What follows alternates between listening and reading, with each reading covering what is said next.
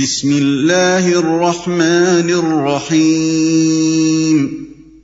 اللہ کے نام سے جو رحمان و رحیم ہے۔ وَلَقَدْ آتَيْنَا مُوسَى الْكِتَابَ مِن بَعْدِ مَا أَهْلَكْنَا الْقُرُونَ الْأُولَى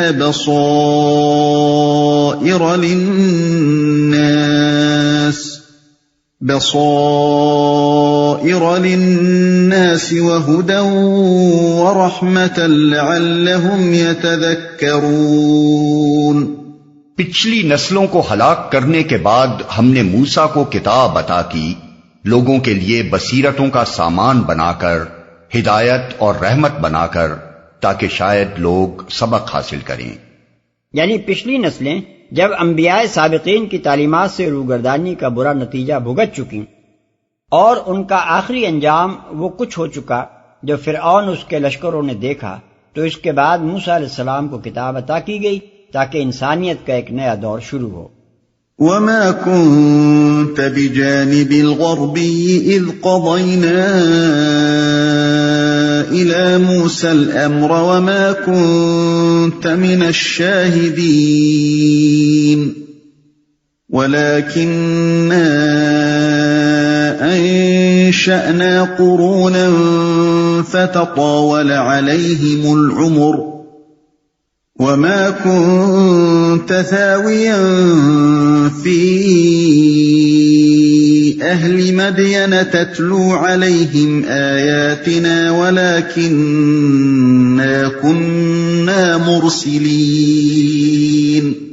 اے محمد، تم اس وقت مغربی گوشے میں موجود نہ تھے جب ہم نے موسیٰ کو یہ فرمان شریعت عطا کیا، اور نہ تم شاہدین میں شامل تھے، بلکہ اس کے بعد تمہارے زمانے تک ہم بہت سی نسلیں اٹھا چکے ہیں اور ان پر بہت زمانہ گزر چکا ہے۔ تم اہل مدین کے درمیان بھی موجود نہ تھے کہ ان کو ہماری آیات سنا رہے ہوتے، مگر اس وقت کی یہ خبریں بھیجنے والے ہم ہیں۔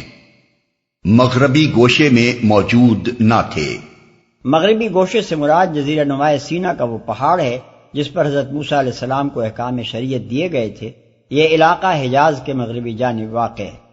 نہ تم شاہدین میں شامل تھے، یعنی بنی اسرائیل کے ان 70 نمائندوں میں جن کو شریعت کی پابندی کا عہد لینے کے لیے حضرت موسیٰ کے ساتھ بلایا گیا تھا۔ سورہ اعراف آیت 155 میں ان نمائندوں کے بلائے جانے کا ذکر گزر چکا ہے، اور بائبل کی کتاب خروج باب 24 میں بھی اس کا ذکر موجود ہے۔ ان پر بہت زمانہ گزر چکا ہے۔ یعنی تمہارے پاس ان معلومات کے حصول کا براہ راست کوئی ذریعہ نہیں تھا۔ آج جو تم ان واقعات کو 2000 برس سے زیادہ مدت گزر جانے کے بعد اس طرح بیان کر رہے ہو، گویا یہ سب تمہارا آنکھوں دیکھا حال ہے۔ اس کی کوئی وجہ اس کے سوا نہیں ہے کہ اللہ تعالیٰ کی وحی کے ذریعے سے تم کو یہ معلومات بہم پہنچائی جا رہی ہیں۔ ان کو ہماری آیات سنا رہے ہوتے۔ یعنی جب حضرت موسیٰ علیہ السلام مدین پہنچے اور جو کچھ وہاں ان کے ساتھ پیش آیا، اور 10 سال گزار کر جب وہ وہاں سے روانہ ہوئے، اس وقت تمہارا کہیں پتہ بھی نہ تھا۔ تم اس وقت مدین کی بستیوں میں وہ کام نہیں کر رہے تھے جو آج مکے کی گلیوں میں کر رہے ہو۔ ان واقعات کا ذکر تم کچھ اس بنا پر نہیں کر رہے ہو کہ یہ تمہارا عینی مشاہدہ ہے، بلکہ یہ علم بھی تم کو ہماری وحی کے ذریعے سے ہی حاصل ہوا ہے۔ وَمَا كُنْتَ بِجَانِبِ الطُّورِ إِذْ نَادَيْنَا وَلَكِنْ رَحْمَةً مِّن رَّبِّكَ لِتُنذِرَ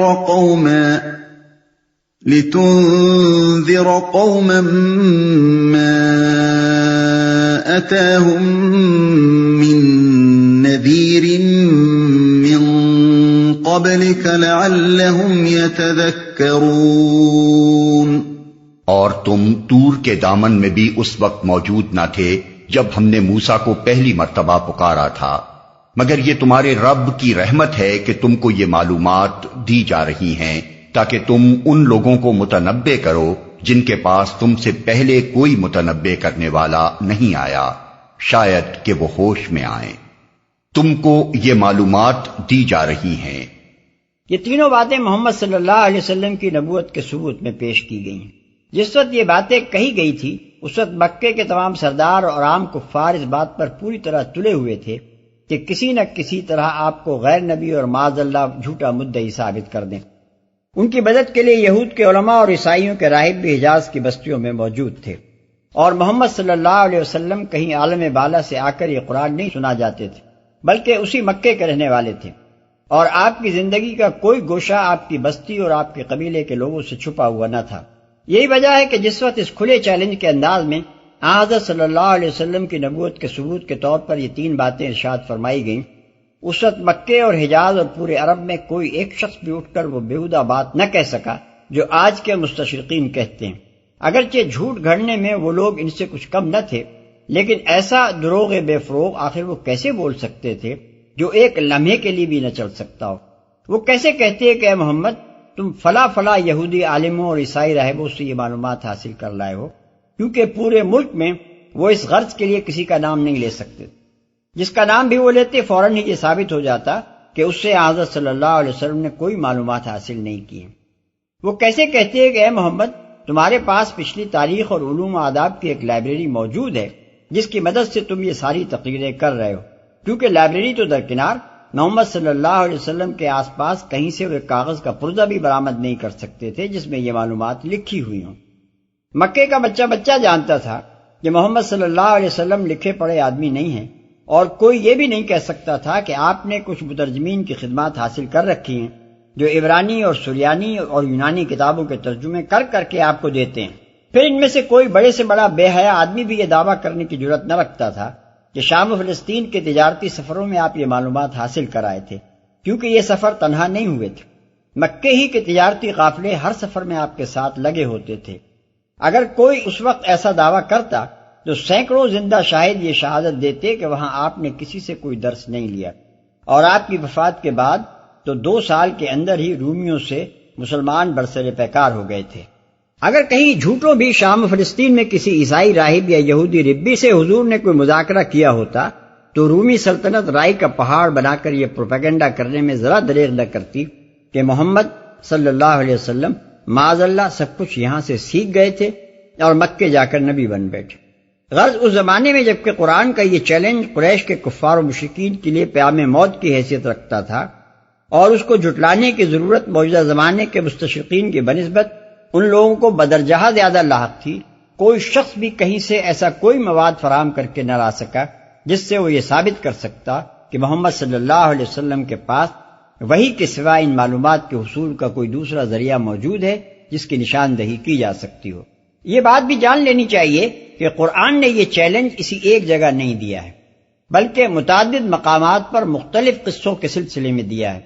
حضرت زکریہ علیہ السلام اور حضرت مریم علیہ السلام کا قصہ بیان کر کے فرمایا ذالک من انباء الغیب نوحیہ الیک وما کنت لدیہم اذ یلقون اقلامہم ایہم یکفل مریم وما کنت لدیہم اذ یختصمون، یعنی یہ غیب کی خبروں میں سے ہے جو ہم وحی کے ذریعے سے تمہیں دے رہے ہیں۔ تم ان لوگوں کے آس پاس کہیں موجود نہ تھے جبکہ وہ اپنے قرے یہ طے کرنے کے لیے پھینک رہے تھے کہ مریم کی کفالت کون کرے، اور نہ تم اس وقت موجود تھے جبکہ وہ جھگڑ رہے تھے۔ آل عمران آیت 44۔ حضرت یوسف علیہ السلام کا قصہ بیان کرنے کے بعد فرمایا ذالک من انباء الغیب نوحیہ الیک وما کنت لدیہم اذ اجمعوا امرہم وہم یمکرون، یعنی یہ غیب کی خبروں میں سے ہے جو ہم وحی کے ذریعے سے تمہیں دے رہے ہیں۔ تم ان کے یعنی یوسف کے بھائیوں کے آس پاس کہیں موجود نہ تھے جبکہ انہوں نے اپنی تدبیر پر اتفاق کیا اور جبکہ وہ اپنی چال چل رہے تھے۔ یوسف آیت 102۔ اسی طرح حضرت نوح علیہ السلام کا مفصل قصہ بیان کر کے فرمایا تلک من انباء الغیب نوحیہا الیک ما کنت تعلمہا انت ولا قومک من قبل ھذا، یعنی یہ باتیں غیب کی خبروں میں سے ہیں جو ہم تم پر وحی کر رہے ہیں، تمہیں اور تمہاری قوم کو اس سے پہلے ان کا کوئی علم نہ تھا۔ ہود آیت 49۔ اس چیز کی بار بار تکرار سے یہ بات صاف ظاہر ہوتی ہے کہ قرآن مجید اپنے من جانب اللہ ہونے اور محمد صلی اللہ علیہ وسلم کے رسول اللہ ہونے پر جو بڑے بڑے دلائل دیتا تھا ان میں سے ایک یہ دلیل تھی کہ سینکڑوں ہزاروں برس پہلے گزرے ہوئے واقعات کی جو تفصیلات ایک امی کی زبان سے بیان ہو رہی ہیں ان کے علم کا کوئی ذریعہ اس کے پاس وحی کے سوا نہیں ہے، اور یہ چیز ان اہم اسباب میں سے ایک تھی جن کی بنا پر نبی صلی اللہ علیہ وسلم کے ہم عصر لوگ اس بات پر یقین لاتے چلے جا رہے تھے کہ واقعی آپ اللہ کے نبی ہیں اور آپ پر وحی آتی ہے۔ اب یہ ہر شخص خود تصور کر سکتا ہے کہ اسلامی تحریک کے مخالفین کے لیے اس زمانے میں اس چیلنج کی تردید کرنا کیسی کچھ اہمیت رکھتا ہوگا، اور انہوں نے اس کے خلاف ثبوت فراہم کرنے کی کوششوں میں کیا کسر اٹھانا رکھی ہوگی۔ نیز یہ بھی اندازہ کیا جا سکتا ہے کہ اگر معاذ اللہ اس چیلنج میں ذرا سی بھی کوئی کمزوری ہوتی تو اس کو غلط ثابت کرنے کے لیے شہادتیں فراہم کرنا ہم اصل لوگوں کے لیے مشکل نہ ہوتا۔ کوئی متنبع کرنے والا نہیں آیا۔ عرب میں حضرت اسماعیل علیہ السلام اور حضرت شعیب علیہ السلام کے بعد کوئی نبی نہیں آیا تھا۔ تقریباً 2000 برس کی اس طویل مدت میں باہر کے انبیاء کی دعوتیں تو ضرور وہاں پہنچیں، مثلا حضرت موسیٰ علیہ السلام، حضرت سلیمان علیہ السلام اور حضرت عیسیٰ علیہ السلام کی دعوتیں، مگر کسی نبی کی بعثت خاص اس سرزمین میں نہیں ہوئی تھی۔ وَلَوْلَا أَن تُصِيبَهُم مُّصِيبَةٌ بِمَا قَدَّمَتْ أَيْدِيهِمْ فَيَقُولُوا رَبَّنَا لَوْلَا أَرْسَلْتَ إِلَيْنَا رَسُولًا فَنَتَّبِعَ آيَاتِكَ وَنَكُونَ مِنَ الْمُؤْمِنِينَ۔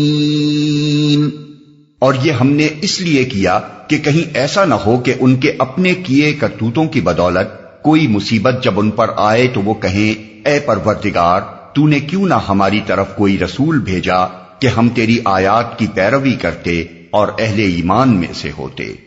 اسی چیز کو قرآن مجید متعدد مقامات پر رسولوں کے بھیجے جانے کی وجہ کے طور پر پیش کرتا ہے، مگر اس سے یہ نتیجہ نکالنا صحیح نہیں ہے کہ اس غرض کے لیے ہر وقت ہر جگہ ایک رسول آنا چاہیے۔ جب تک دنیا میں ایک رسول کا پیغام اپنی صحیح صورت میں موجود رہے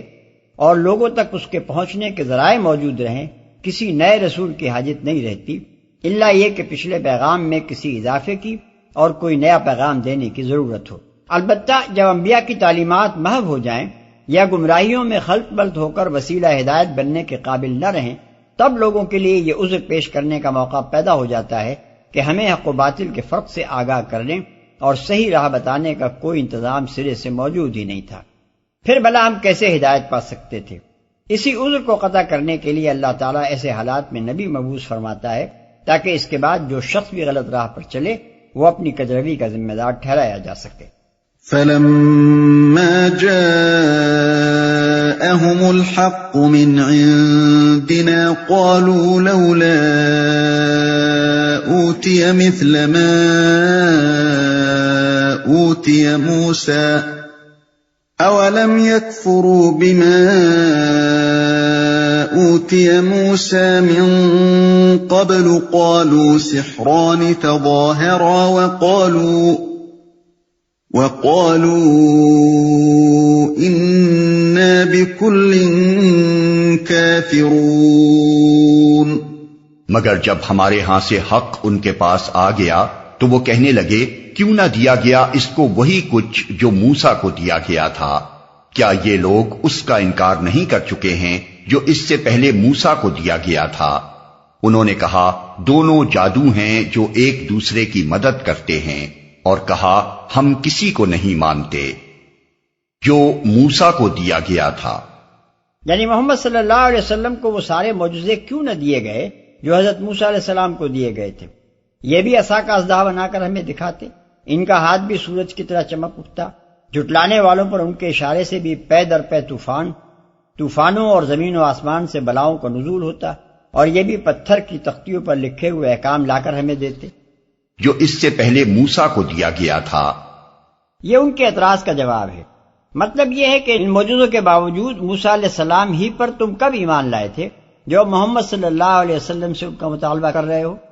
تم خود کہتے ہو کہ موسیٰ کو یہ معجزے دیے گئے تھے، مگر پھر بھی ان کو نبی مان کر ان کی پیروی تم نے کبھی قبول نہیں کی۔ سورہ سبا آیت 31 میں بھی کفار مکہ کا یہ قول نقل کیا گیا ہے کہ نہ ہم اس قرآن کو مانیں گے نہ ان کتابوں کو جو اس سے پہلے آئی ہوئی ہیں۔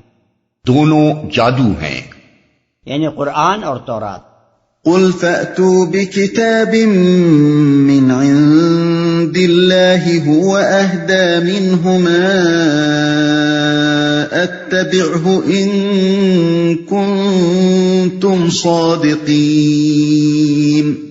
اے نبی ان سے کہو اچھا تو لاؤ اللہ کی طرف سے کوئی کتاب جو ان دونوں سے زیادہ ہدایت بخشنے والی ہو اگر تم سچے ہو۔ میں اسی کی پیروی اختیار کروں گا۔ یعنی مجھے تو ہدایت کی پیروی کرنی ہے بشرطے کہ وہ کسی کی من گھڑت نہ ہو، بلکہ خدا کی طرف سے حقیقی ہدایت ہو۔ اگر تمہارے پاس کوئی کتاب اللہ موجود ہے جو قرآن اور تورات سے بہتر رہنمائی کرتی ہو تو اسے تم نے چھپا کیوں رکھا ہے؟ اسے سامنے لاؤ، میں بلا تعامل اس کی پیروی قبول کر لوں گا۔ فَإِن لَّمْ يَسْتَجِيبُوا لَكَ فَاعْلَمْ أَنَّمَا يَتَّبِعُونَ أَهْوَاءَهُمْ وَمَنْ أَضَلُّ مِمَّنِ اتَّبَعَ هَوَاهُ بِغَيْرِ هُدًى مِّنَ اللَّهِ إِنَّ اللَّهَ لَا يَهْدِي الْقَوْمَ الظَّالِمِينَ۔ اب اگر وہ تمہارا یہ مطالبہ پورا نہیں کرتے تو سمجھ لو کہ دراصل یہ اپنی خواہشات کے پیرو ہیں، اور اس شخص سے بڑھ کر کون گمراہ ہوگا جو خدائی ہدایت کے بغیر بس اپنی خواہشات کی پیروی کرے۔ اللہ ایسے ظالموں کو ہرگز ہدایت نہیں بخشتا۔ وَلَقَدْ وَصَّلْنَا لَهُمُ الْقَوْلَ لَعَلَّهُمْ يَتَذَكَّرُونَ، اور نصیحت کی بات پے در پے ہم انہیں پہنچا چکے ہیں تاکہ وہ غفلت سے بیدار ہوں۔ یعنی جہاں تک حق نصیحت ادا کرنے کا تعلق ہے، ہم اس قرآن میں پہم اسے ادا کر چکے ہیں، لیکن ہدایت تو اسی کو نصیب ہو سکتی ہے جو ضد اور ہٹ دھرمی چھوڑے اور تعصبات سے دل کو پاک کر کے سچائی کو سیدھی طرح قبول کرنے کے لیے تیار ہو۔ الذين آتيناهم الكتاب من قبله هم به يؤمنون وإذا يتلى عليهم قالوا آمنا به إنه الحق من ربنا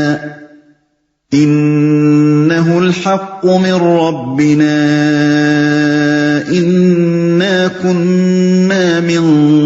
قَبْلِهِ مُسْلِمِينَ۔ جن لوگوں کو اس سے پہلے ہم نے کتاب دی تھی وہ اس قرآن پر ایمان لاتے ہیں، اور جب یہ ان کو سنایا جاتا ہے تو وہ کہتے ہیں کہ ہم اس پر ایمان لائے، یہ واقعی حق ہے ہمارے رب کی طرف سے، ہم تو پہلے ہی سے مسلم ہیں۔ قرآن پر ایمان لاتے ہیں، اس سے یہ مراد نہیں ہے کہ تمام اہل کتاب یہودی اور عیسائی اس پر ایمان لاتے ہیں، بلکہ یہ اشارہ دراصل اس واقعے کی طرف ہے جو اس سورہ کے نزول کے زمانے میں پیش آیا تھا، اور اس سے اہل مکہ کو شرم دلانی مقصود ہے کہ تم اپنے گھر آئی ہوئی نعمت کو ٹھکرا رہے ہو، حالانکہ دور دور کے لوگ اس کی خبر سن کر آ رہے ہیں اور اس کی قدر پہچان کر اس سے فائدہ اٹھا رہے ہیں۔ اس واقعے کو ابن حشام اور بہقی وغیرہ نے محمد ابن اسحاق کے حوالے سے اس طرح روایت کیا ہے کہ ہجرت حبشہ کے بعد جب نبی صلی اللہ علیہ وسلم کی بعثت اور دعوت کی خبریں حبش کے ملک میں پھیلی تو وہاں سے 20 کے قریب عیسائیوں کا ایک وفد تحقیق حال کے لیے مکہ معظمہ آیا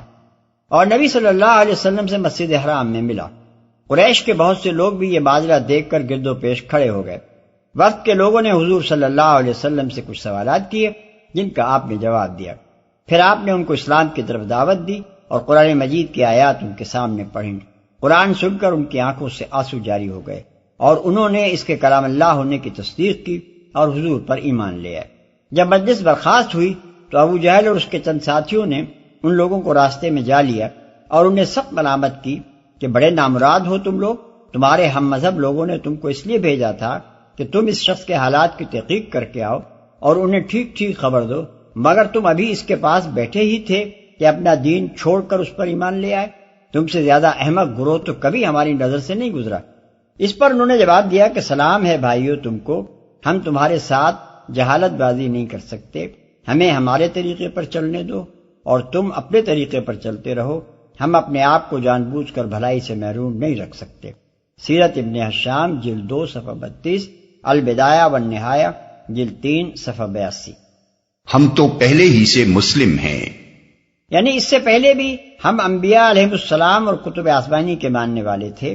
اس لیے اسلام کے سوا ہمارا کوئی اور دین نہ تھا، اور اب جو نبی اللہ تعالیٰ کی طرف سے کتاب لے کر آیا ہے اسے بھی ہم نے مان لیا ہے، لہذا در حقیقت ہمارے دین میں کوئی تبدیلی نہیں ہوئی ہے، بلکہ جیسے ہم پہلے مسلمان تھے ویسے ہی اب بھی مسلمان ہیں۔ یہ قول اس بات کی صاف صراحت کر دیتا ہے کہ اسلام صرف اس دین کا نام نہیں ہے جسے محمد صلی اللہ علیہ وسلم لے کر آئے ہیں، اور مسلم کی اصطلاح کا اطلاق محض حضور صلی اللہ علیہ وسلم کے پیروں تک محدود نہیں ہے، بلکہ ہمیشہ سے تمام انبیاء کا دین یہی اسلام تھا، اور ہر زمانے میں ان سب کے پیروں مسلمان ہی تھے۔ یہ مسلمان اگر کبھی کافر ہوئے تو صرف اس وقت جب کہ کسی بات کے آنے والے نبی صادق کو ماننے سے انہوں نے انکار کیا، لیکن جو لوگ پہلے نبی کو مانتے تھے اور بعد کے آنے والے نبی پر بھی ایمان لے آئے، ان کے اسلام میں کوئی انقطاع واقع نہیں ہوا، وہ جیسے مسلمان پہلے تھے ویسے ہی بعد میں رہے۔ تعجب ہے کہ بعض بڑے بڑے اہل علم بھی اس حقیقت کے ادراک سے عاجز رہ گئے ہیں، حتیٰ کہ اس سری آیت کو دیکھ کر بھی ان کا اطمینان نہ ہوا۔ علامہ سیوطی رحمۃ اللہ علیہ نے ایک مفصل رسالہ اس موضوع پر لکھا کہ مسلم کی اصطلاح صرف امت محمد صلی اللہ علیہ وسلم کے لیے مختص ہے۔ پھر جب یہ آیت سامنے آئی تو خود فرماتے ہیں کہ میرے ہاتھوں کے طوطے اڑ گئے، لیکن کہتے ہیں کہ میں نے پھر خدا سے دعا کی کہ اس معاملے میں مجھے شرح صدر عطا کر دے۔ آخرکار اپنی رائے سے رجوع کرنے کے بجائے انہوں نے اس پر اصرار کیا اور اس آیت کی متعدد تعویلیں کر ڈالی جو ایک سے ایک بڑھ کر بے وزن ہیں۔ مثلا ان کی ایک تعویل یہ ہے کہ انا کننا من قبلہ مسلمین کے معنی ہیں ہم قرآن کے آنے سے پہلے ہی مسلم بن جانے کا عزم رکھتے تھے، کیونکہ ہمیں اپنی کتابوں سے اس کے آنے کی خبر مل چکی تھی، اور ہمارا ارادہ یہ تھا کہ جب وہ آئے گا تو ہم اسلام قبول کر لیں گے۔ دوسری تعبیر یہ ہے کہ اس فقرے میں مسلمین کے بعد لفظ بھی محذوف ہے، یعنی پہلے ہی سے ہم قرآن کو مانتے تھے کیونکہ اس کے آنے کی ہم توقع رکھتے تھے اور اس پر پیشگی ایمان لائے ہوئے تھے، اس لیے تورات و انجیل کو ماننے کی بنا پر نہیں بلکہ قرآن کو اس کے نزول سے پہلے برحق مان لینے کی بنا پر ہم مسلم تھے۔ تیسری تعویل یہ ہے کہ تقدیر الہی میں ہمارے لیے پہلے ہی مقدر ہو چکا تھا کہ محمد صلی اللہ علیہ وسلم اور قرآن کی آمد پر ہم اسلام قبول کر لیں گے، اس لیے در حقیقت ہم پہلے ہی سے مسلم تھے۔ ان تعویلوں میں سے کسی کو دیکھ کر بھی یہ محسوس نہیں ہوتا کہ اللہ کے عطا کردہ شرح صدر کا اس میں کوئی اثر موجود ہے۔ واقعہ یہ ہے کہ قرآن صرف اسی ایک مقام پر نہیں بلکہ 20 مقامات پر اس اصولی حقیقت کو بیان کرتا ہے کہ اصل دین صرف اسلام یعنی اللہ کی فرما برداری ہے، اور خدا کی کائنات میں خدا کی مخلوق کے لیے اس کے سوا کوئی دوسرا دین ہو نہیں سکتا، اور آغاز آفرینش سے جو نبی بھی انسانوں کی ہدایت کے لیے آیا ہے وہ یہی دین لے کر آیا ہے، اور یہ کہ انبیاء علیہ السلام ہمیشہ خود مسلم رہے، اپنے پیرووں کو انہوں نے مسلم ہی بن کر رہنے کی تاکید کی ہے، اور ان کے وہ سب متبعین جنہوں نے نبوت کے ذریعے سے آئے ہوئے فرمان خداوندی کے آگے سر تسلیم خم کیا، ہر زمانے میں مسلم ہی تھے۔ اس سلسلے میں مثال کے طور پر چند آیات ملاحظہ ہوں۔ ان الدین عند اللہ الاسلام، آل عمران آیت 19،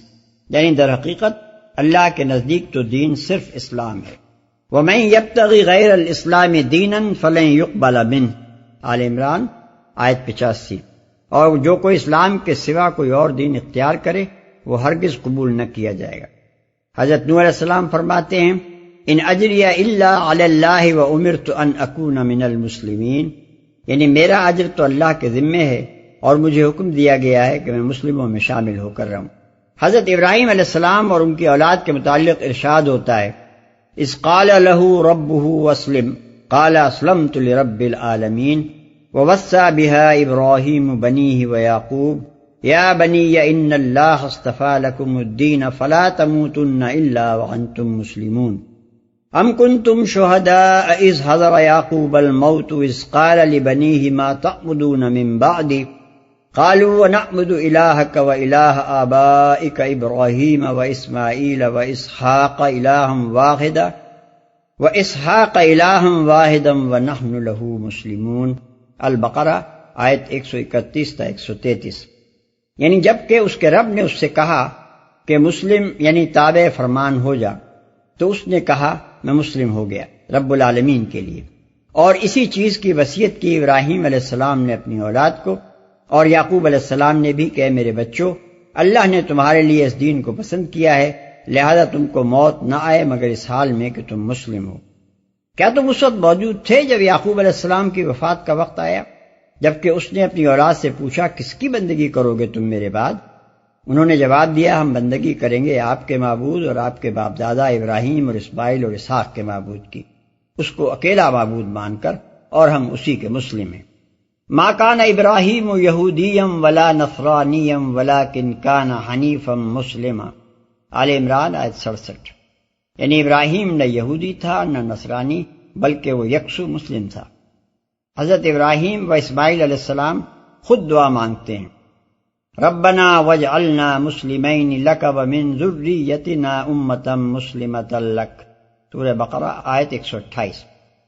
اے ہمارے رب، ہم کو اپنا مسلم بنا اور ہماری نسل سے ایک امت پیدا کر جو تیری مسلم ہو۔ حضرت لوط علیہ السلام کے قصے میں ارشاد ہوتا ہے، فما وجدنا فیہا غیر بیت من المسلمین، یعنی ہم نے قوم لوط کی بستی میں ایک گھر کے سوا مسلمانوں کا کوئی گھر نہ پایا۔ الذاریات آیت 36۔ حضرت یوسف علیہ السلام بارگاہ رب العزت میں عرض کرتے ہیں، توفنی مسلما والحقنی بالصالحین، یعنی مجھ کو مسلم ہونے کی حالت میں موت دے اور صالحوں کے ساتھ ملا۔ یوسف آیت 101۔ حضرت موسیٰ علیہ السلام اپنی قوم سے کہتے ہیں، یا قومی ان کنتم آمنتم باللہ فعلیہ توکلوا ان کنتم مسلمین، یعنی اے میری قوم کے لوگو، اگر تم اللہ پر ایمان لائے ہو تو اسی پر بھروسہ کرو اگر تم مسلم ہو۔ یونس آیت 84۔ بنی اسرائیل کا اصل مذہب یہودیت نہیں بلکہ اسلام تھا۔ اس بات کو دوست اور دشمن سب جانتے تھے، چنانچہ فرعون سمندر میں ڈوبتے وقت آخری کلمہ جو کہتا ہے وہ یہ ہے، آمنت انہ لا الہ الا الذی آمنت بہ بنو اسرائیل وانا من المسلمین، سورہ یونس آیت 90۔ میں مان گیا کہ کوئی معبود اس کے سوا نہیں ہے جس پر بنی اسرائیل ایمان لائے ہیں اور میں مسلموں میں سے ہوں۔ تمام انبیاء بنی اسرائیل کا دین بھی یہی اسلام تھا۔ انا انزلنا التوراۃ فیہا ھدی ونور یحکم بہا النبیون الذین اسلموا للذین ھادوا، المائدہ آیت 44۔ ہم نے تورات نازل کی جس میں ہدایت اور روشنی تھی،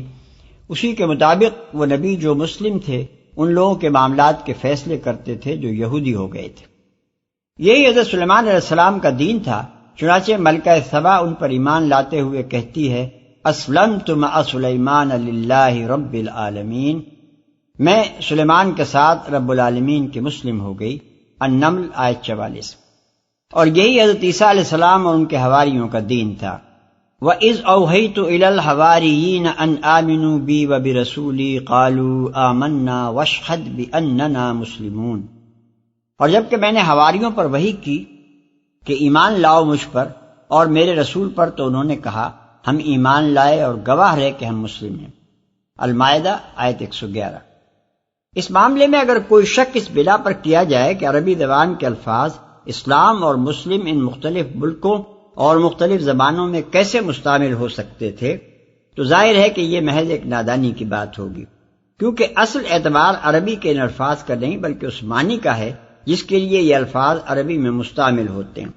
دراصل جو بات ان آیات میں بتائی گئی ہے وہ یہ ہے کہ خدا کی طرف سے آیا ہوا حقیقی دین مسیحیت یا موسویت یا محمدیت نہیں ہے،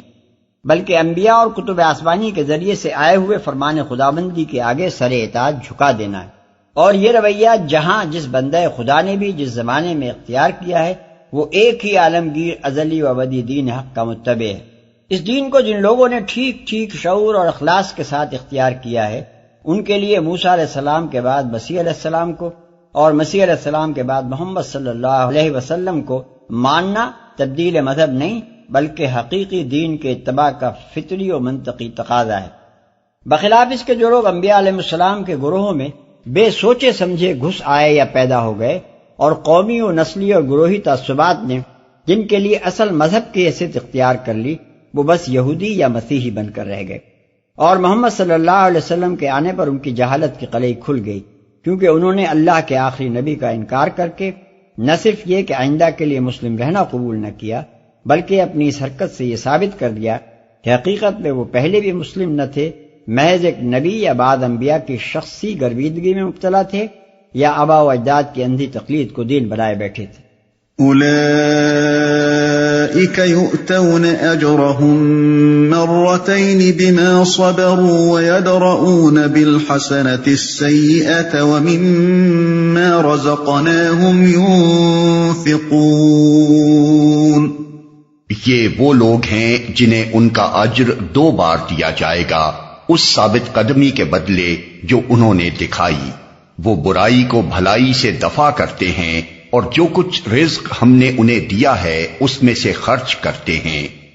ان کا اجر 2 بار دیا جائے گا، یعنی ایک اجر اس ایمان کا جو وہ پہلے سیدنا عیسیٰ علیہ السلام پر رکھتے تھے، اور دوسرا اجر اس ایمان کا جو وہ اب نبی عربی محمد صلی اللہ علیہ وسلم پر لائے۔ یہی بات اس حدیث میں بیان کی گئی ہے جو بخاری و مسلم نے حضرت ابو موسیٰ اشعری رضی اللہ عنہ سے روایت کی ہے کہ نبی صلی اللہ علیہ وسلم نے فرمایا، 3 شخص ہیں جن کو دوہرا اجر ملے گا، ان میں سے ایک وہ ہے جو اہل کتاب میں سے تھا اور اپنے نبی پر ایمان رکھتا تھا، پھر محمد صلی اللہ علیہ وسلم پر ایمان لے آیا۔ ثابت قدمی کے بدلے جو انہوں نے دکھائی، یعنی انہیں یہ دوہرا اجر اس بات کا ملے گا کہ وہ قومی و نسلی اور وطنی و گروہی تعصبات سے بچ کر اصل دین حق پر ثابت قدم رہے، اور نئے نبی کی آمد پر جو سخت امتحان درپیش ہوا اس میں انہوں نے ثابت کر دیا کہ دراصل وہ مسیح پرست نہیں بلکہ خدا پرست تھے، اور شخصیت مسیح کے گرویدہ نہیں بلکہ اسلام کے متبع تھے۔ اسی وجہ سے مسیح کے بعد جب دوسرا نبی وہی اسلام لے کر آیا جسے مسیح لائے تھے تو انہوں نے بے تکلف اس کی رہنمائی میں اسلام کا راستہ اختیار کر لیا اور ان لوگوں کا راستہ چھوڑ دیا جو مسیحیت پر جمے رہ گئے۔ برائی کو بھلائی سے دفع کرتے ہیں، یعنی وہ بدی کا جواب بدی سے نہیں بلکہ نیکی سے دیتے ہیں، جھوٹ کے مقابلے میں جھوٹ نہیں بلکہ صداقت لاتے ہیں، ظلم کو ظلم سے نہیں بلکہ انصاف سے دفع کرتے ہیں، شرارتوں کا سامنا شرارت سے نہیں بلکہ شرافت سے کرتے ہیں، اس میں سے خرچ کرتے ہیں، یعنی وہ راہ حق میں مالی ایثار بھی کرتے ہیں۔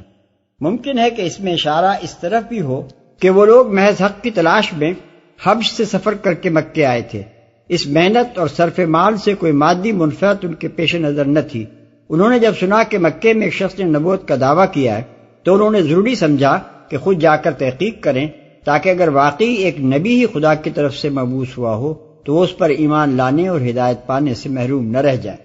وَإِذَا سَمِعُوا اللَّغْوَ أَعْرَضُوا عَنْهُ وَقَالُوا لَنَا أَعْمَالُنَا وَلَكُمْ أَعْمَالُكُمْ سَلَامٌ عَلَيْكُمْ لَا نَبْتَغِي الْجَاهِلِينَ۔ اور جب انہوں نے بیہودہ بات سنی تو یہ کہہ کر اس سے کنارہ کش ہو گئے کہ ہمارے اعمال ہمارے لیے اور تمہارے اعمال تمہارے لیے، تم کو سلام ہے، ہم جاہلوں کا سا طریقہ اختیار کرنا نہیں چاہتے۔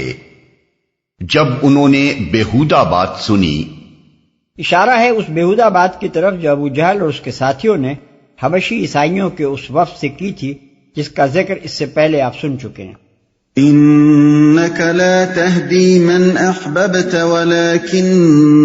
الله يهدي من يشاء وهو أعلم بالمهتدين۔ اے نبی، تم جسے چاہو اسے ہدایت نہیں دے سکتے مگر اللہ جسے چاہتا ہے ہدایت دیتا ہے، اور وہ ان لوگوں کو خوب جانتا ہے جو ہدایت قبول کرنے والے ہیں۔ سیاق کلام سے ظاہر ہے کہ حبشی عیسائیوں کے ایمان و اسلام کا ذکر کرنے کے بعد نبی صلی اللہ علیہ وسلم کو مخاطب کر کے یہ فقرہ ارشاد فرمانے سے مقصود دراصل کفار مکہ کو شرم دلانا تھا۔ کہنا یہ تھا کہ بدنصیبو، ماتم کرو اپنی حالت پر کہ دوسرے کہاں سے آ کر اس نعمت سے مستفید ہو رہے ہیں اور تم اس چشمہ فیض سے جو تمہارے اپنے گھر میں بہہ رہا ہے محروم رہے جاتے ہو۔ لیکن کہا گیا ہے اس انداز سے کہ اے محمد صلی اللہ علیہ وسلم، تم چاہتے ہو کہ میری قوم کے لوگ، میرے بھائی بہن، میرے عزیز و اقارب اس آب حیات سے بہرہ مند ہوں، لیکن تمہارے چاہنے سے کیا ہوتا ہے؟ ہدایت تو اللہ کے اختیار میں ہے، وہ اس نعمت سے انہی لوگوں کو فیضیاب کرتا ہے جن میں وہ قبول ہدایت کی آمادگی پاتا ہے۔ تمہارے رشتہ داروں میں اگر یہ جوہر موجود نہ ہو تو انہیں یہ فیض کیسے نصیب ہو سکتا ہے؟ صحیحین کی روایت ہے کہ یہ آیت نبی صلی اللہ علیہ وسلم کے چچا ابو طالب کے معاملے میں نازل ہوئی ہے۔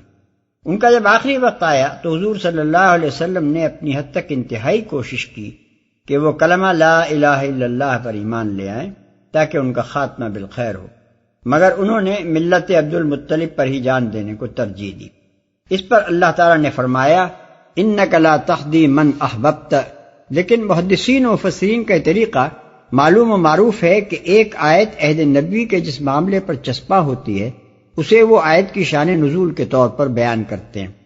اس لیے اس روایت اور اسی مضمون کی ان دوسری روایات سے جو ترمذی اور مسند احمد وغیرہ میں حضرت ابو ہریرہ رضی اللہ عنہ، ابن عباس رضی اللہ عنہ، ابن عمر رضی اللہ وغیرہم سے مروی ہیں، لازماً یہی نتیجہ نہیں نکلتا کہ سورہ قصص کی یہ آیت ابو طالب کی وفات کے وقت نازل ہوئی تھی، بلکہ ان سے صرف یہ معلوم ہوتا ہے کہ اس آیت کے مضمون کی صداقت سب سے زیادہ اس موقع پر ظاہر ہوئی۔ اگرچہ حضور صلی اللہ علیہ وسلم کی دلی خواہش تو ہر بندہ خدا کو راہ راست پر لانے کی تھی، لیکن سب سے بڑھ کر اگر کسی شخص کا کفر پر خاتمہ حضور صلی اللہ علیہ وسلم کو شاق ہو سکتا تھا، اور ذاتی محبت و تعلق کی بنا پر سب سے زیادہ کسی شخص کی ہدایت کے آپ آرزو مند ہو سکتے تھے تو وہ ابو طالب تھے۔ لیکن جب ان کو بھی ہدایت دینے پر آپ قادر نہ ہوئے تو یہ بات بالکل ظاہر ہو گئی کہ کسی کو ہدایت بخشنا اور کسی کو اس سے محروم رکھنا نبی کے بس کی بات نہیں۔ یہ معاملہ بالکل اللہ کے ہاتھ میں ہے، اور اللہ کے ہاں سے یہ دولت کسی رشتہ داری و برادری کی بنا پر نہیں، بلکہ آدمی کی قبولیت و استعداد اور مخلصانہ صداقت پسندی کی بنا پر عطا ہوتی ہے۔ وَقَالُوا إِن نَّتَّبِعِ الْهُدَىٰ مَعَكَ نُتَخَطَّفْ مِنْ أَرْضِنَا أَوَلَمْ نُمَكِّن لَّهُمْ حَرَمًا آمِنًا يُجْبَىٰ إِلَيْهِ ثَمَرَاتُ كُلِّ شَيْءٍ رِّزْقًا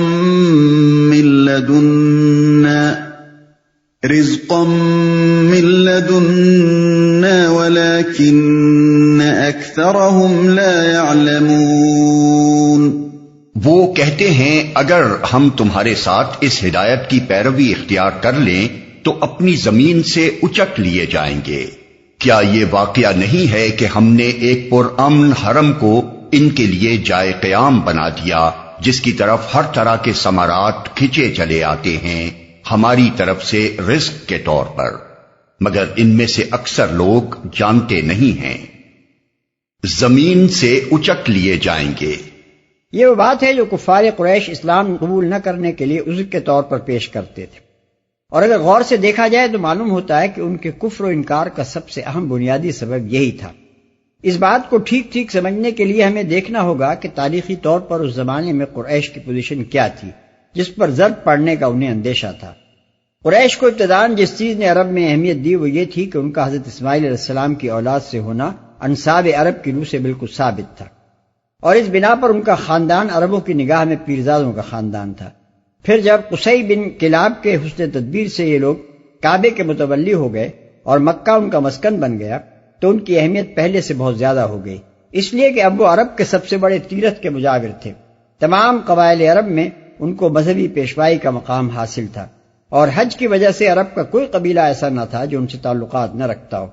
اس مرکزی حیثیت سے فائدہ اٹھا کر قریش نے بتدریج تجارتی ترقی شروع کی، اور خوش قسمتی سے روم و ایران کی سیاسی کشمکش نے ان کو بین الاقوامی تجارت میں ایک اہم مقام عطا کر دیا۔ اس زمانے میں روم و یونان اور مصر و شام کی جتنی تجارت بھی چین، ہندوستان، انڈونیشیا اور مشرقی افریقہ کے ساتھ تھی، اس کے سارے ناکے ایران نے روک دیے تھے۔ آخری راستہ بحر احمر کا رہ گیا تھا، سو یمن پر ایران کے قبضے نے اسے بھی روک دیا۔ اس کے بعد کوئی صورت اس تجارت کو جاری رکھنے کے لیے اس کے سوا نہیں رہ گئی تھی کہ عرب کے تاجر ایک طرف رومی مقبوضات کا مال بحر عرب اور خلیج فارس کے بندرگاہوں پر پہنچائیں، اور دوسری طرف انہی بندرگاہوں سے مشرقی اموال تجارت لے کر رومی مقبوضات میں پہنچیں۔ اس صورتحال نے مکے کو بین الاقوامی تجارت کا ایک اہم مرکز بنا دیا۔ اس وقت قریشی تھے جنہیں اس کاروبار کا قریب قریب اجارہ حاصل تھا، لیکن عرب کے طوائف الملوکی کے ماحول میں یہ تجارتی نقل و حرکت اس کے بغیر نہ ہو سکتی تھی کہ تجارتی شاہراہیں جن قبائل کے علاقوں سے گزرتی تھی ان کے ساتھ قریش کے گہرے تعلقات ہوں۔ سرداران قریش اس غرض کے لیے صرف اپنے مذہبی اثر پر اکتفا نہ کر سکتے تھے، اس کے لیے انہوں نے تمام قبائل کے ساتھ معاہدات کر رکھے تھے۔ تجارتی منافع میں سے بھی وہ ان کو حصہ دیتے تھے، شیوخ قبائل اور بااثر سرداروں کو تحائف و ہدایہ سے بھی خوش رکھتے تھے، اور سودی کاروبار کا بھی ایک جال انہوں نے پھیلا رکھا تھا جس میں قریب قریب تمام ہمسایہ قبائل کے تجار اور سردار جکڑے ہوئے تھے۔ ان حالات میں جب نبی صلی اللہ علیہ وسلم کی دعوت توحید اٹھی تو دین آبائی کے تعصب سے بڑھ کر جو چیز قریش کے لیے اس کے خلاف وجہ اشتعال بنی وہ یہ تھی کہ اس دعوت کی بدولت انہیں اپنا مفاد خطرے میں نظر آ رہا تھا۔ وہ سمجھتے تھے کہ معقول دلائل اور حجتوں سے شرک و بت پرستی غلط اور توحید صحیح بھی ہو تو اس کو چھوڑنا اور اسے قبول کر لینا ہمارے لیے تباہ کن ہے۔ ایسا کرتے ہی تمام عرب ہمارے خلاف بھڑک اٹھے گا، ہمیں کعبے کی تولیت سے بے دخل کر دیا جائے گا، بت پرست قبائل کے ساتھ ہمارے وہ تمام معاہدانہ تعلقات ختم ہو جائیں گے جن کی وجہ سے ہمارے تجارتی قافلے رات دن عرب کے مختلف حصوں سے گزرتے ہیں۔ اس طرح یہ دین ہمارے مذہبی رسوخ و اثر کا بھی خاتمہ کر دے گا اور ہماری معاشی خوشحالی کا بھی، بلکہ بعید نہیں کہ تمام قبائل عرب ہمیں سرے سے مکہ ہی چھوڑ دینے پر مجبور کر دیں۔ یہاں پہنچ کر دنیا پرستوں کی بے بصیرتی کا عجیب نقشہ انسان کے سامنے آتا ہے۔ رسول اللہ صلی اللہ علیہ وسلم بار بار انہیں یقین دلاتے تھے کہ یہ کلمہ جو میں تمہارے سامنے پیش کر رہا ہوں اسے مان لو تو عرب و عجم تمہارے تابع ہو جائیں گے، مگر انہیں اس میں اپنی موت نظر آتی۔ وہ سمجھتے تھے کہ جو دولت، اثر اور رسوخ ہمیں آج حاصل ہے یہ بھی ختم ہو جائے گا۔ ان کو اندیشہ تھا کہ یہ کلمہ قبول کرتے ہی ہم اس سرزمین میں ایسے بے یار و مددگار ہو جائیں گے کہ چیل کوے ہماری بوٹیاں نوچ کھائیں گے۔ ان کی کوتاہ نظری وہ وقت نہ دیکھ سکتی تھی جب چند ہی سال بعد تمام عرب محمد صلی اللہ علیہ وسلم کے ماتحت ایک مرکزی سلطنت کا تابع فرمان ہونے والا تھا۔ پھر اسی نسل کی زندگی میں ایران، عراق، شام، مصر سب ایک ایک کر کے اس سلطنت کے زیر نگی ہو جانے والے تھے، اور اس قول پر ایک صدی گزرنے سے بھی پہلے قریش ہی کے خلفاء سندھ سے لے کر اسپین تک اور قفقاز سے لے کر یمن کے سواحل تک دنیا کے ایک بہت بڑے حصے پر حکمرانی کرنے والے تھے۔ اکثر لوگ جانتے نہیں ہیں۔ یہ اللہ تعالیٰ کی طرف سے ان کے عذر کا پہلا جواب۔ اس کا مطلب یہ ہے کہ یہ حرم جس کے امن و امان اور جس کی مرکزیت کی بدولت آج تم اس قابل ہوئے ہو کہ دنیا بھر کا مال تجارت اس وادی غیر ذی زرع میں کھچا چلا آ رہا ہے، کیا اس کو یمن اور یہ مرکزیت کا مقام تمہاری کسی تدبیر نے دیا ہے؟ 2500 برس پہلے چٹیل پہاڑوں کے درمیان اس بے آب و گیاہ وادی میں ایک اللہ کا بندہ اپنی بیوی اور ایک شیرخوار بچے کو لے کر آیا تھا۔ اس نے یہاں پتھر اور گارے کا ایک حجرہ تعمیر کر دیا اور پکار دیا کہ اللہ نے اسے حرم بنایا ہے، آؤ اس گھر کی طرف اور اس کا طواف کرو۔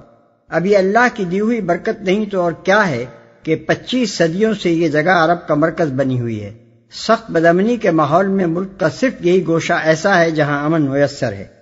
اس کو عرب کا بچہ بچہ احترام کی نگاہ سے دیکھتا ہے اور ہر سال ہزارہ انسان اس کے طواف کے لیے چلے آتے ہیں۔ اسی نعمت کا ثمرہ تو ہے کہ تم عرب کے سردار بنے ہوئے ہو اور دنیا کی تجارت کا ایک بڑا حصہ تمہارے قبضے میں ہے۔ اب کیا تم یہ سمجھتے ہو کہ جس خدا نے یہ نعمت تمہیں بخشی ہے اس سے منحرف اور باغی ہو کر تو تم پھل و پھولو گے، مگر اس کے دین کی پیروی اختیار کرتے ہی برباد ہو جاؤ گے۔ وَكَمْ أَهْلَكْنَا مِنْ قَرْيَةٍ بَطِرَتْ مَعِيشَتَهَا فَتِلْكَ مَسَاكِنُهُمْ لَمْ تُسْكَنْ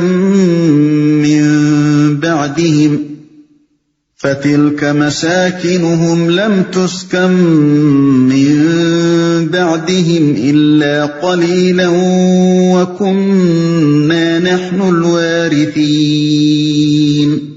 اور کتنی ہی ایسی بستیاں ہم تباہ کر چکے ہیں جن کے لوگ اپنی معیشت پر اترا گئے تھے، سو دیکھ لو وہ ان کے مسکن پڑے ہوئے ہیں جن میں ان کے بعد کم ہی کوئی بسا ہے، آخر کار ہم ہی وارث ہو کر رہے۔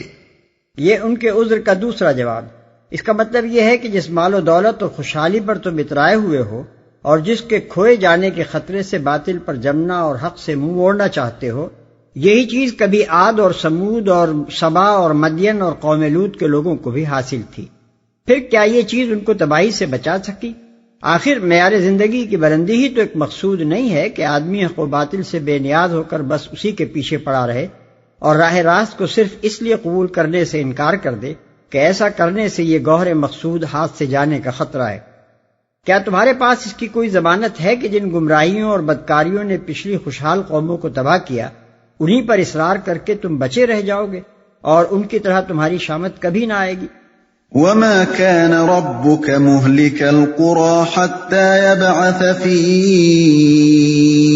أُمِّهَا رَسُولًا يَتْلُو عَلَيْهِمْ آيَاتِنَا وَمَا كُنَّا مُهْلِكِ الْقُرَى إِلَّا وَأَهْلُهَا ظَالِمُونَ۔ اور تیرا رب بستیوں کو ہلاک کرنے والا نہ تھا جب تک کہ ان کے مرکز میں ایک رسول نہ بھیج دیتا جو ان کو ہماری آیات سناتا، اور ہم بستیوں کو ہلاک کرنے والے نہ تھے جب تک کہ ان کے رہنے والے ظالم نہ ہو جاتے۔ یہ ان کے عذر کا تیسرا جواب۔ پہلے جو قومیں تباہ ہوئیں ان کے لوگ ظالم ہو چکے تھے، مگر خدا نے ان کو تباہ کرنے سے پہلے اپنے رسول بھیج کر انہیں متنبع کیا، اور جب ان کی تنبیہ پر بھی وہ اپنی کذربی سے باز نہ آئے تو انہیں ہلاک کر دیا۔ یہی معاملہ اب تمہیں درپیش ہے، تم بھی ظالم ہو چکے ہو، اور ایک رسول تمہیں بھی متنبع کرنے کے لیے آ گیا ہے۔ اب تم کفر و انکار کی روش اختیار کر کے اپنے عیش اور اپنی خوشحالی کو بچاؤ گے نہیں، بلکہ الٹا خطرے میں ڈالو گے۔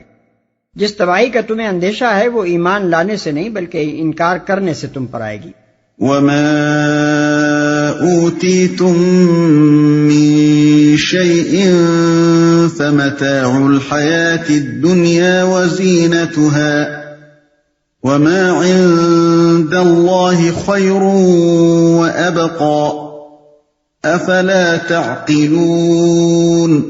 تم لوگوں کو جو کچھ بھی دیا گیا ہے وہ محض دنیا کی زندگی کا سامان اور اس کی زینت ہے، اور جو کچھ اللہ کے پاس ہے وہ اس سے بہتر اور باقی تر ہے۔ کیا تم لوگ عقل سے کام نہیں لیتے؟